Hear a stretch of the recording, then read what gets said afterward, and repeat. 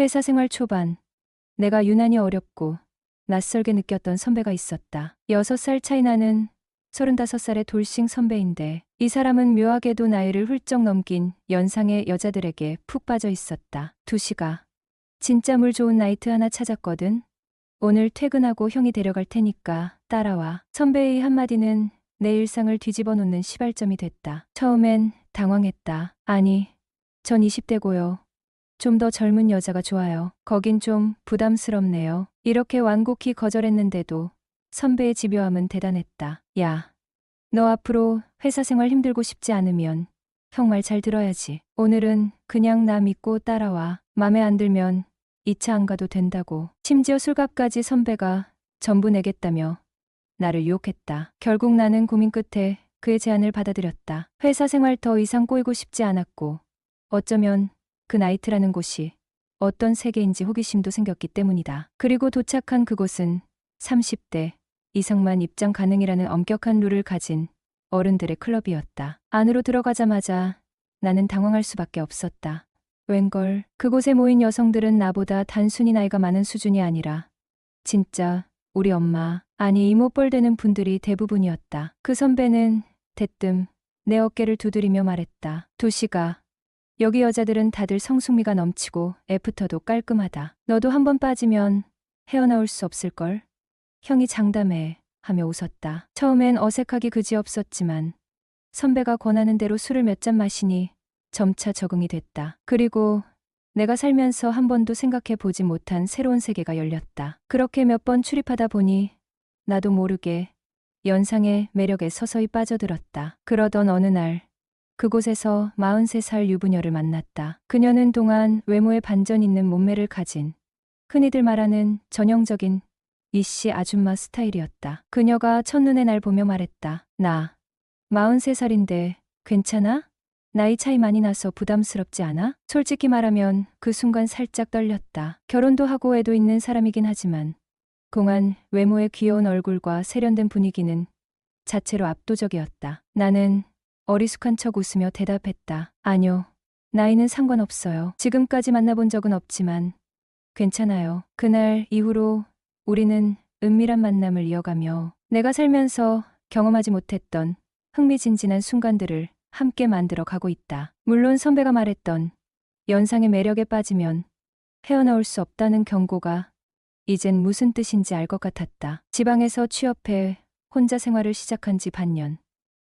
매달 월급이 통장에 찍히던 날의 설렘은 잊을 수 없다. 회식으로 기분 좋게 한 잔 걸치고 월세 30만 원짜리 풀옵션 원룸에 돌아와 씻고 침대에 눕자 피곤하면서도 묘한 공허함이 밀려왔다. 그날따라 괜히 혈기왕성한 20대라는 게 실감이 났다. 적적한 방에서 혼자 뒤척이다 보니 회사 선배가 자주 이야기했던 쿠킹클럽이 떠올랐다. 몇 번 선배를 따라간 적은 있지만 그때마다 형 취향은 좀 독특하네요라며 살짝 거리를 두었었다. 선배는 연상의 매력이라며 열변을 토했지만 강신하는 젊고 예쁜 여자들이 더 좋다고 생각했다. 그러나 막상 혼자가 되니 그 시끌벅적한 분위기가 생각났고 호기심과 외로움이 발동해 혼자 클럽으로 향했다. 밤 11시쯤 들어간 클럽은 생각보다 활기가 넘쳤다. 음악은 귀청을 때리고 조명은 눈부실 정도였지만 신나는 분위기에 괜히 기분이 들떴다. 몇 번 부킹을 했지만 기대만큼 잘 되지 않았다. 나보다 나이가 꽤 들어 보이는 손님들 사이에서 어딘가 어색했던 것도 사실이다. 시간이 흐르고 새벽 3시가 가까워졌다. 슬슬 파장 분위기였고 웨이터도 내 테이블에는 더 이상 신경을 쓰지 않는 듯했다. 그냥 그만 가야 하나 고민하던 찰나 웨이터가 마지막이라는 듯 손목을 잡고 온 여성이 내 옆에 앉았다. 손님, 마지막 부킹입니다. 즐거운 시간 되세요. 웨이터는 그렇게 말하고 사라졌다. 옆자리에 앉은 그녀는 40 초반쯤 되어 보였고 단정한 외모의 몸매는 살짝 통통한 편이었다. 그녀가 내 옆에 앉자마자 술잔을 들어 올리며 웃었다. 어머, 어린 총각이네. 이런 곳에 혼자 오는 사람은 잘 없는데 많이 고팠나 봐요? 예상치 못한 질문에 순간 말문이 막혔다. 하지만 당황한 모습을 보이긴 싫었다. 네, 조금 외로워서요. 하고 쑥스러운 웃음을 지었다. 그녀는 그 말을 듣자마자 가볍게 웃으며 내 술잔을 다시 채웠다. 호호호. 사실 나도 많이 외로워요. 우리 외로운 사람끼리 잘해보면 어떨까요? 그러면서 그녀가 슬쩍 몸을 내 쪽으로 기울였다. 그녀의 눈빛은 이상하리만치 진지하면서도 매혹적이었다. 순간 나이 차이가 느껴졌지만 그보다 더 강렬한 끌림이 다가왔다. 내가 잠시 주춤하는 기색을 보이자 그녀가 더 가까이 다가와 말했다. 괜찮아. 나이보다 어려 보이잖아. 그리고 솔직히 말해서 당신 내 스타일이야. 나는 무슨 마법에 걸린 사람처럼 그녀의 말을 부정하지도 밀쳐내지도 못했다. 속으로는 수백 가지 생각이 스쳐 지나갔다. 이거 괜찮은 걸까? 아니, 우리 막내 이모 나이랑 동갑인데 애도 둘이나 있다면서. 그러나 그녀의 웃음과 목소리가 모든 논리를 지웠다. 내가 잘해줄게. 아줌마랑 만나면 뭐가 좋은지 확실히 보여주겠다니까. 그녀가 속삭이듯 말하며 내 얼굴을 지그시 바라봤다. 그 말은 묘하게 나를 안심시키면서도 동시에 어떤 짜릿한 기대감을 심어주었다. 뭘 보여준다는 거지?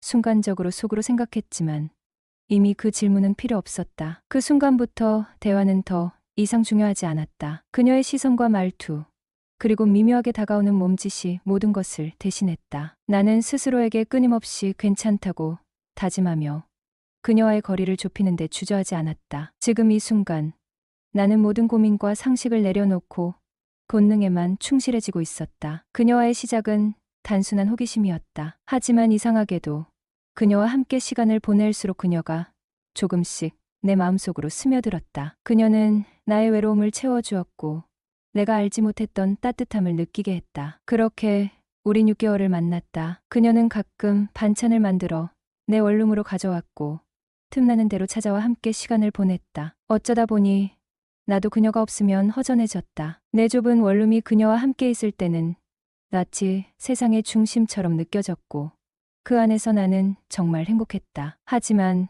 그 행복이 오래가지 않을 거라는 걸 운명은 늘 예상치 못한 방식으로 깨닫게 한다. 약 한 달 전 우리 회사에서 야유회를 가기로 했다. 1년에 한두 번 있는 단합대회였다. 사장님부터 협력업체 사장님들까지 모두 참석했고 부부 동반으로 온 사람도 많았다. 나는 그저 동료들과 어울리며 평범하게 시간을 보내고 있었는데 협력업체 중 한 사장님이 다가왔다. 이 사람 내 와이프야. 그의 옆에 서 있던 여자를 본 순간 숨이 멎을 것 같았다. 그녀였다. 내 여자친구. 순간적으로 우리 둘의 눈이 마주쳤다. 그녀도 나만큼 놀란 눈치였다. 시간이 멈춘 것 같았다. 그러나 이내 그녀는 아무 일 없다는 듯 미소를 지으며 남편의 팔짱을 끼웠다. 나 역시 마치 처음 보는 사람인 것처럼 어색하게 고개만 끄덕였다. 그날 밤 펜션의 공기는 묘하게 무거웠다. 그녀와는 일부러 눈을 마주치지 않으려 했다. 식사 자리에서도 레크리에이션 시간에도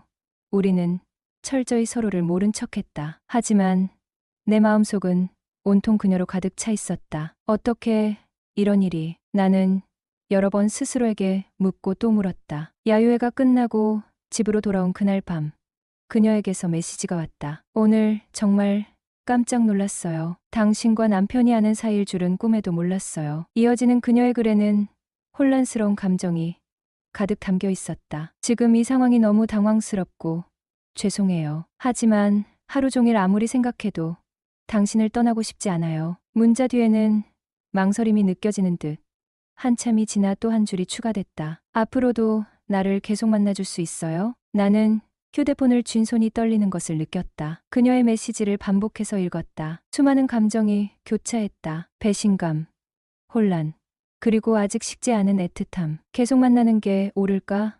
아니, 이건 분명 잘못된 일인데. 하지만 그녀가 없으면 나도 더 이상 이전처럼 살 수 없을 것만 같았다. 그녀의 메시지는 단순한 질문이 아니었다. 처음 그녀를 만났을 때 그녀는 이혼한 지 얼마 되지 않았다고 했다. 홀로 지내는 삶이 익숙하지 않아 많이 외롭다며 애들은 애 아빠가 키우고 있다고 덧붙였다. 그 말에 나는 의심하지 않았다. 오히려 그녀의 고독함을 이해하고 싶었고 그래서 그녀를 너무 쉽게 받아들였다. 무엇보다도 우리의 만남이 복잡하지 않고 자유롭다고 생각했기 때문에 더더욱 그랬다. 그러나 그녀의 이야기는 거짓이었다. 그녀의 이혼은 아직 이루어지지 않았고 단지 별거 중일 뿐이라는 사실을 알게 되었을 때 나는 분노 대신 안도했다. 그래도 별거 중이니까 그렇게 스스로를 납득시키며 계속 그녀를 만났다. 따지고 묻고 그녀의 진심을 캐내려는 노력조차 하지 않았다. 어쩌면 내 마음 깊은 곳에서는 진실을 알게 되는 게 두려웠던 건지도 모른다. 그녀가 내 곁을 떠날까 봐 나는 모든 걸 덮어두고 싶었다. 하지만 이번에는 달랐다. 야유회에서 그녀를 만난 순간 내 세상은 무너졌다. 그녀는 멀쩡한 남편과 나란히 서 있었고 웃으며 인사를 나눴다. 이 모든 것이 거짓이었다는 걸 그제야 완전히 깨달았다. 왜 그랬을까? 왜 나는 그녀를 믿으려 했을까? 수많은 질문이 머릿속을 맴돌았지만 그 질문들은 어느 하나도 답이 되지 못했다. 나는 깊이 숨을 들이마셨다. 내 손은 떨렸고 머리는 아프도록 복잡했다. 그녀가 내게 거짓말을 했다는 사실은 분명한데도 이상하게 그녀를 떠날 결심은 서지 않았다. 그녀에 대한 마음은 여전히 나를 붙잡고 있었고 나는 그런 나 자신이 싫었다. 그녀는 처음부터 나를 속였다. 이혼했다는 말도 별거 중이라는 말도 모두 거짓이었다. 그런데 왜 나는 계속 그녀를 잡으려 하는 걸까? 나에게 남은 건 무엇일까? 마지막으로 그녀의 메시지를 한 번 더 읽었다. 그리고 결국 답장을 보내지 못했다. 이제는 내가 그녀를 포기할 수밖에 없다는 것을, 스스로를 위해서라도 이 관계를 끝내야 한다는 것을 알았다. 그녀는 내게 행복을 주었지만 동시에 이 모든 고통의 시작이기도 했다. 나는 그녀를 사랑했지만 이 사랑이 더 이상 내게 남아서는 안 될 이유가 너무나 분명했다. 그리고 지금 나는 그녀와의 마지막 추억이 되어버린 그 야유회 밤을 되새기며 홀로 앉아 있다. 그녀를 사랑했지만 나는 이제 그만 그녀를 놓아야만 한다. 앞으로의 삶은 어떻게 될지 모르겠지만 그녀와 함께하는 것은 더 이상 내 선택이 될 수 없다는 것을